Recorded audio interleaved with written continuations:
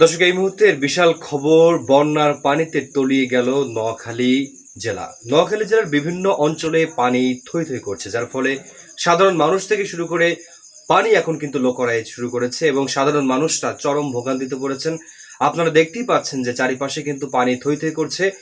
গৃহপালিত পশু পাখি সহ বাড়ির আসবাবপত্র কিন্তু একবারে সম্পূর্ণ পানির নিচে চলে গিয়েছে এবং যারা অতি দরিদ্র সীমার নিচে বসবাস করে সে সকল জনগোষ্ঠী, তাদের বাসে কিন্তু এখন সম্পূর্ণ পানিতে রই রই করছে, যার ফলে নোয়াখালীর মানুষরা কিন্তু চরম ভোগান্তির মধ্যে আছেন। বাংলাদেশের এই চরম সংকটময় মুহূর্তে নোয়াখালীর অবস্থা কিন্তু আরো খারাপ হচ্ছে, খারাপ থেকে খারাপতর হচ্ছে এবং এর ফলে বিত্তবানদের এগিয়ে আসার জন্য আহ্বান করা যাচ্ছে। যদি বিত্তবানরা এগিয়ে আসে তাহলে কিন্তু নোয়াখালীর মানুষজন যারা দারিদ্র্য সীমার নিচে বসবাস করে তাদের জন্য এটা সহায়ক ভূমিকা বলে আশা করা যাচ্ছে।